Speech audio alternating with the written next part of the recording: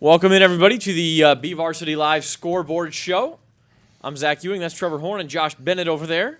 The BVarsity crew here wrapping up Week 7. And, boy, it felt like we'd been dragging for a couple of weeks, guys. Yeah. A lot of blowout games, a lot of byes last week and things. High school football was hopping tonight in Kern County. It was a good week.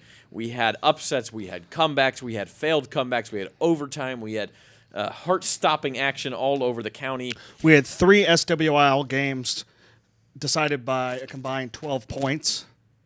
That's not right. Liberty won by 10. I thought they won by 7. Sorry. I thought it was 27-20. My bad. Even if 15. Even if it was 7, that's not right, my friend. It's like 18. It was like 18, okay? It was 18. Yeah, get your abacus out. 3. Figure it out. 10 and 3 and 5 makes 18. Trevor's point, by the way, even though his math is bad, is that the SWL had 3 very close games tonight, and they were all in doubt going into the fourth quarter. For a while, it looked like your game, Trevor, would not be in doubt going into the fourth quarter. Bakersfield up 38-17 at one point.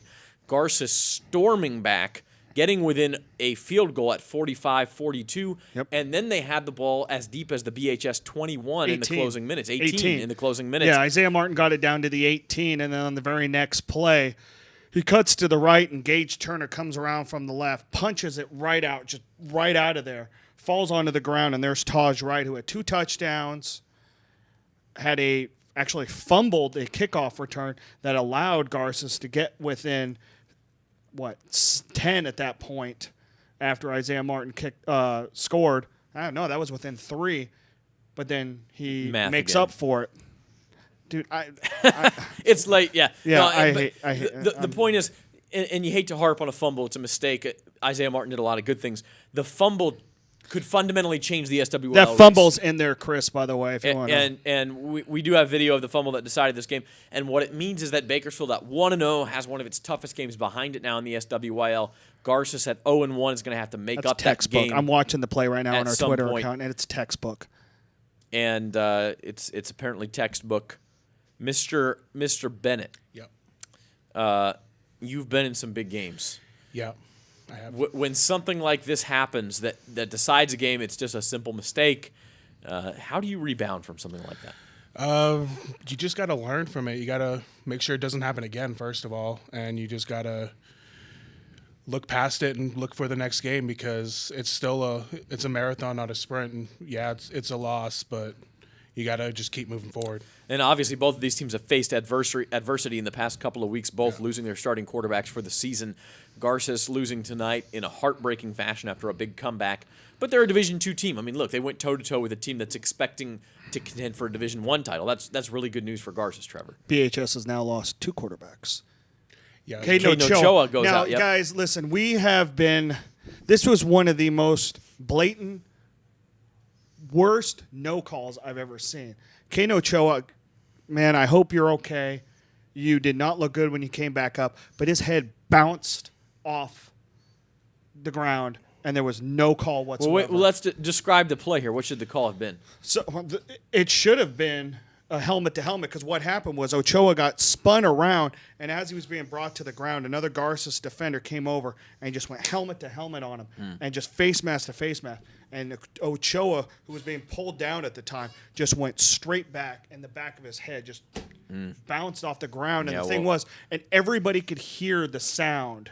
And then when he got up for a second, took his helmet off, and then just stumbled forward like he had no idea where he was. They put him right onto the bench. They took his shoulder pads and his helmet off of him, let him keep his jersey on, but took it away from him. Yeah. And he was done for the rest of the night. And as bad as that moment was for Caden Ochoa, what an incredible night it was for Cam Williams, a sophomore quarterback for BHS. Yeah, and our best thoughts with Caden Ochoa. I know Trevor's fired up when he sends me a text in the middle of all the craziness of Friday night. If I get a text from him about a call, I know he's fired up about it. I'm telling you guys right now, we've had a lot of talk about this, but if anybody wants to come in and talk about officiating and exactly what is going on and explain exactly what is going on this year, because I have not seen. Well, now hang on. It is entirely possible that they just missed a call. We talk about mistakes. The officials make mistakes too. And unfortunately for Caden Ochoa, this one came with an injury, and the penalty wasn't called, but the injury stands regardless. Cam Williams, as you said, a huge night. What were his numbers finishing up here? He's 8 of 9 passing for 239 yards and 3 touchdowns. Also, 72 rushing yards and a touchdown in the fourth quarter alone. This is correct. And so when you think about his first two for BHS, his first two, oh man, you got papers flying all over the place. His first 2 completions were to Taj Wright for 73 and 69 yards. Chris, let's throw up that first touchdown. I'm telling you right now, if this isn't one of the top plays in the nation this week, then maybe I just don't know what I'm talking about. You see this play here.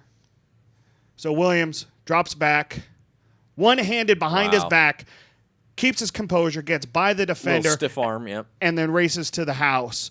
Absolutely incredible. I mean, Chris, if we could play that one more time, I mean, if we can get this, I mean, look at this. He turns around with his back right hand and hauls it in at midfield, and then stiff arms and goes. I saw Josh Bennett do that once. Yeah, me too. I saw him do it this afternoon when he was at the vending machine. You know, we should mention this game was played at West High, Griffith Field under construction, and this was BHS homecoming at West, which is an awkward kind of really cool thing, but homecoming too. It was anyway. BHS gets the win, 45-42. We got to move on. We got to keep this show to at least half an hour or something. Another big finish. Oh, and here is the fumble, by the way, that decides that game. Oh. Wow. Squirts out right away, as you said, punched out. You feel for Isaiah Martin. The dude had 217 rushing yards. Wow. I mean, he had 4 rushes for over 23 yards. He had 2 touchdowns. I mean, he really was they were just riding his back throughout this game. Joseph Tobias actually did come in and played really well. He threw for 189 yards, 2 touchdowns, but he had 2 interceptions. One of them was returned for a touchdown by Isaiah Jernigan in the first half. But, man, this was a game that was 38-14 in the third quarter, and then Garces was just finding ways to kind of stall BHS's offense and then capitalizing. Chris Coleman came in and played a few wildcat positions because obviously he was very comfortable there at West High, the former West High quarterback, very comfortable in that stadium. Scored a couple touchdowns out of the wildcat, caught a couple passes. It was a cool night, but it's a tough loss for Garces, really was, because it could have, really turned into what could have been like a storybook type of ending, and it didn't. So moving on elsewhere in the SWIL, Centennial over number 8 Stockdale, 34-29. A great back-and-forth game. Centennial trailed at the half. Let's roll the highlights. This was our game of the week on Bakersfield.com. And right away, it looked like Stockdale was going to roll. They get a 3-and-out. They come right down the chute. And this is a 4th down play now. Jacob Ruley going up top to Jalen Smith. That's their favorite play, the fade. And Jalen Smith says, yes, I'll take that. Thank you very much. It's a touchdown on 4th and 8. Stockdale went for 2 on the play. Is this a 2-point conversion? No. Oh, this is Cole Beatty, punt return touchdown. It's 8-0 Stockdale at this point. Watch Cole Beatty. He finds the hole so fast. It's so nice to see him doing this again. And this is Welcome back, Mr. Beatty. 6 kick return touchdowns between kickoffs and punts last year. He gets his first one of the year. Centennial misses the extra point here, so it's 8-6 Stockdale. But Centennial able to score again. And here is Centennial's 38-yard touchdown pass from their quarterback, Will Alexander, to a wide-open Brady Banuelos right at the goal line. Beats the safety. Up top, it's 13-8 Centennial. Stockdale able to take the lead again at the half. A 3-yard keeper by the quarterback, Jacob Ruley. Wait a minute, was that an extra point? That looked like an extra point instead. It was 15-13 at the half for Stockdale, but Centennial recovers a fumble on the first drive of the second half, and Hunter Giulietti out of the Wildcat inside the pylon. He was hurt on that play, but he did come back, and Centennial takes the lead for good there. And here's the 2-point conversion, actually. This is a nifty play. Cole Beatty running in the Wildcat, complete to his tight end. And he can pass. Yeah, he does. He did a little bit of everything, receiving, rushing, Friday Night returning, Lights. and running. And then here's Hunter Giulietti extending the lead now to 28-15 out of the Wildcat. This is still third quarter after another Jacob Ruley. Just keep your mouth shut over there. Another Jacob Ruley touchdown. Stockdale staying in it at 28-15. This is a Jacob Ruley to Stephen Rennock touchdown pass. That made it 28-22. That was with 4 seconds to go in the third quarter, but Centennial wasn't done. Hunter Giulietti wasn't done. See how many defenders touch him here. None. Hunter Giulietti right up the middle. Well, maybe one there at the end. A 19-yard touchdown run. That made it 35-22. Stockdale does come back with about 4 minutes left in the game. Another touchdown pass from Rulli to Rennock. That cuts the lead 34-29. Stockdale did get the ball back at the very end of the game. They had no timeouts. They had to go 80 yards, and a Gabe Cherry sack on 4th down. And Gabe Cherry, a monster of a night. And I got to tell you, you asked me what the heck happened out there. I don't know that Stockdale played that poorly. They shouldn't have kicked the ball to Cole Beatty, obviously. They had a couple of fumbles. But really, Centennial only had 61 yards in the first half, but found a way to keep it going. And then Centennial's offensive line took over this game in the second half. Well, and that's the thing, Josh. This was a case of Centennial playing well at 1-4, and good for them. And again, we talk about it being a marathon, not a sprint. That's what the Golden Hawks talked about during their bye week. Yeah, you gotta just put the pass behind you and move on. A lot of things I noticed in a lot of those clips were on the punt return, just a wall of red, just blocking anything in sight. On most of those runs, just wide open holes. If I was a running back, I'd love to see that every play. Trevor is dying to say something. Go ahead. Maybe this is what we thought Centennial was going to be all along. They had injuries. Cole Beatty wasn't there. They were kind of figuring out what they were doing at quarterback to get everybody healthy. They get a bye week, and maybe this is it. Well, I think that's exactly what they thought it could be. And if you had told us a month ago, hey, in week 7, Centennial's going to beat Stockdale 34-29, okay, I could see that. Yeah, that makes sense. But given everything that's happened over the last month, you told me that 2 weeks ago. Yeah, this was a shock. I mean, Stockdale has been beating good teams. They went toe-to-toe with Clovis. Centennial has just been rolled up by everybody they've played, except for Golden Valley, who plays 2 divisions below them. Yeah. And all of a sudden, it's the Golden Hawks tonight, 34-29. So congratulations to Chad Brown, for weathering the storm and getting it done. Well, and to Cole Beatty too. We've been talking about all the quarterbacks going down. Cole Beatty didn't get to play for the first 3 games of the season. He's healthy now, obviously. Yeah. Yep. There you go. And Will Alexander, who had such a tough go of it, he throws a couple touchdown passes tonight and no picks. That's a great game for Will Alexander. The third game in the SWIL, this game was 20-20. Going into the fourth quarter, but Liberty pulls away. This is what Liberty does. They win tough games, and lo and behold, the 2-time defending champs, they're rolling again. They're 1-0. They get Stockdale next week. Stockdale's going to be the wounded animal. That's going to be a big game next week. Well, here's the thing too: is I think we talked about it starting in June, where we really said how close, 1 through 6 is SWIL. And I think we really saw it tonight that, there is no one big favorite, but yet there is no one big underdog at all now. And I think we've seen that, and it's going to be really fun until the first week of November. Yep. Frontier, 3 turnovers. Sammy Stewart Jr., 147 yards and 3 touchdowns for Liberty. And Liberty gets it done. So you're 1-0 teams in the SWIL. Liberty, Centennial, Bakersfield. Those 3 teams don't meet next week, so it's all 1-0 against 0-1. Centennial at Garces, Bakersfield at Frontier, and Stockdale, I believe, is home to Liberty, which starts with 2 road games in a row. So those are the SWIL games next week. Elsewhere, game of the night anywhere else was in Delano. Our Jeff Evans was there. The SSL showdown between BCHS and Cesar Chavez lived up to the billing. Went to overtime, 21-21 at the end of the game. Chavez had a chance to win it in regulation. Took a couple of sacks, couldn't do it. BCHS scores first in overtime.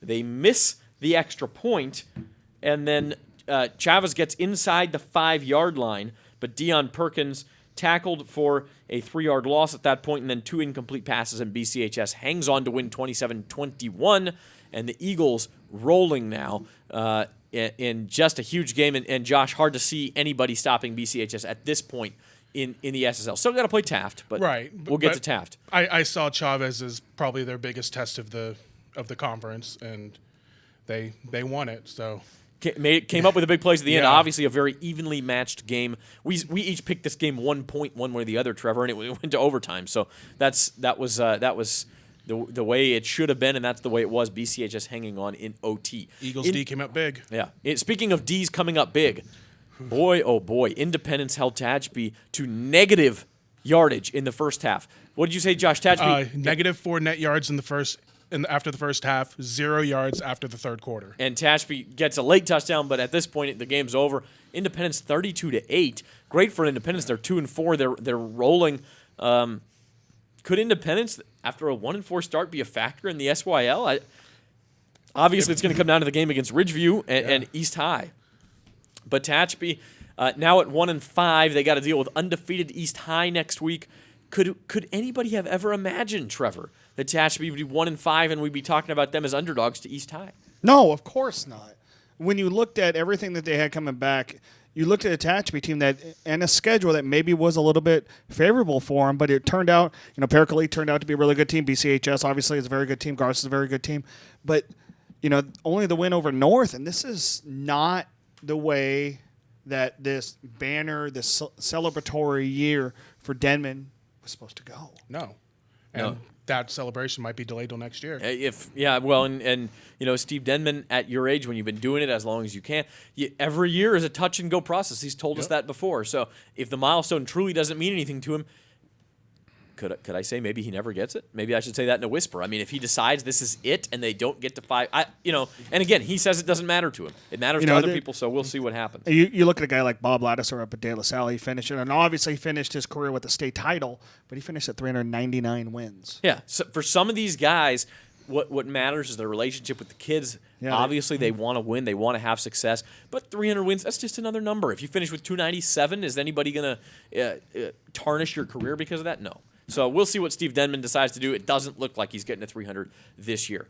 Elsewhere in the SSL, or SYL, Ridgeview big over Golden Valley, 33-10. They didn't have Jamar Moya. Look, Ridgeview's defense good enough to win this game. And East High, 7-0. Let's move on to the next one. The East High Blades, 7-0 with a 42-0 victory over West. And, man, what a great story. East going to Tehachapi next week.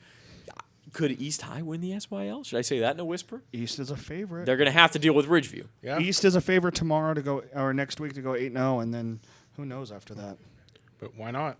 Yeah, it's been why not 7 times now for the Blades. So 7 times. With the way this season's going, I was going to say, by the way, for Independence, Junior Lehman, 4 rushing touchdowns in that game. For East, sophomore quarterback Richard Lara, 12 of 17 passing for 104 yards and 2 touchdowns. South High, hard-fought win. They beat North 21-7. Keontae Bell, 123 yards and 2 touchdowns. It was the Rebels' defense that gets it done there, so they're off to a good start in the battle for the Civil War sword. And Highland all over Foothill, 48-14. So as suspected, Highland and South, the 2 teams in the SEYL, moving to 1-0. Miramonte had the week off. In the SSL, surprise, surprise, Shafter 35, Taft 21. This does come with the caveat that Robert Cozine did not play for Taft. Ooh. Don't know the reason. And Fano Maui out with injury early in the first half. So Taft was without its 2 workhorses. 2 big guys. Do not let that take away from Gerald Perucci and the Shafter Generals. Alex Aguilar, another big touchdown. Josh, you were following this game. Anything else to add there? Cozine actually did come in the second half and scored, okay. But it was too little, too late at that point. So it could have been a first half suspension, maybe. Missing practice. You see some teams institute those things, but tough times for Taft after a 4-1 start. And Josh Bennett called this game, by the way. Kennedy 21, Wasco 10. The Thunderbirds getting off to a big win. Josh. Yeah, a win they needed, considering proud program too. And yeah.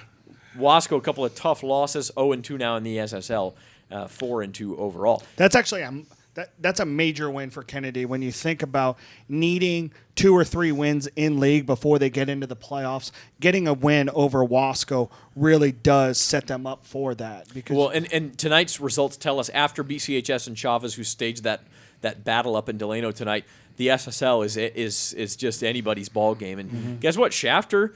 They're 2-1. They still play both BCHS and Cesar Chavez coming up. Kennedy still has a game against Chavez. So who knows what happens here on out in the SSL. It'll be a fun league to follow. Tulare Western 38, Delano 21. That's in the EYL. Delano falling to 2-4. Elsewhere, Riverdale 19, McFarland 7. Cougars falling to 1-5. Great game. As always, Bishop beating Kern Valley 34-31 this year. The Broncos come in and beat the Bronx in the High Desert League. Silver Valley all over Rosemont 47-6. Desert beating Cal City 30-14. Cal City, we talked about them as an HDL favorite this year. They're 1-5. Yep. Burroughs all over Hesperia 45-7. That's a good team. The Burroughs are good. The Burroughs are very good. They got a tough league though. No score yet from Cuyama Valley and Maricopa, and then tomorrow Boron at Pasadena Poly and Fraser Mountain at Alpaw.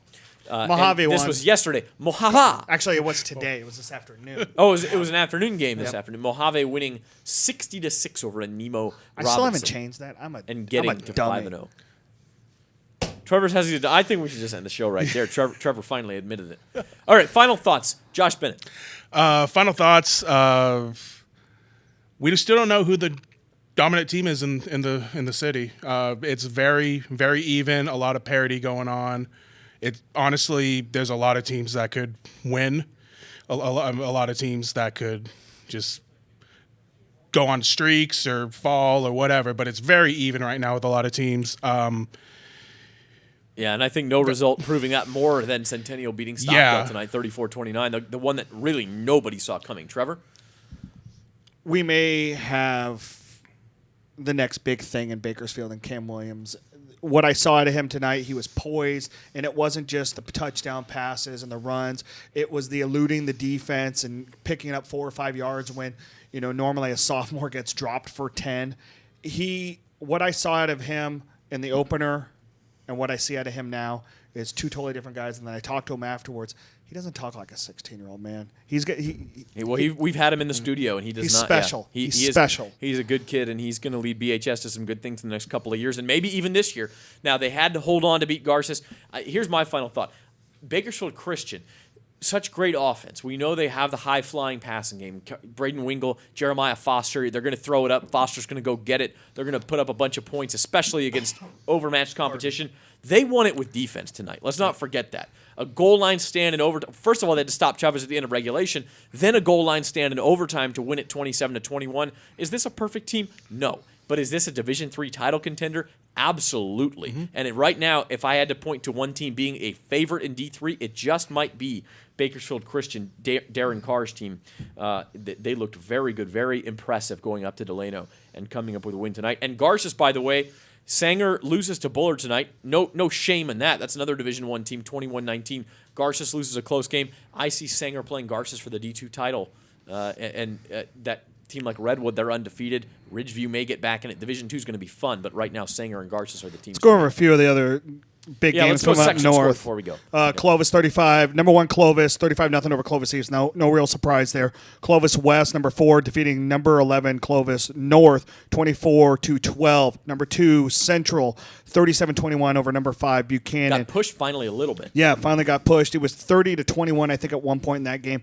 We already talked about Sanger beating Bullard 21-19. Number 12 Redwood out of Visalia, 14-10 over Hanford in a very close game. Number 15, Chowchilla takes care of Kerman, 56-13. Number 15, Tulare Union, 62-35 winner over Monache. Number 18, San Joaquin Memorial, 48-20 over Madera South. Number 18, Selma, 28-17 over Central Valley Christian. Number 21, Fresno Edison gets their first win of the year. Big 52-10 over Madera. That's why they were ranked at 0-5. Exactly. Folks. That's why Zach knows what he's doing. Number 22, Golden West out of Visalia, 44-21 winner over Lemoore. What happened to the Lemurs? What are you laughing about over there? I'm not laughing at anything. About Edison? And then for some reason, Dinuba and Emmanuel postponed until 5 p.m. on Saturday. Yeah. What happened there was their light shut off. Oh, cool. Super Bowl 47 throwback there. Super Bowl, that's like it's a shout out to the Bakersfield Blaze who've had that happen at Samlin Ballpark a time or two. So may they rest in peace.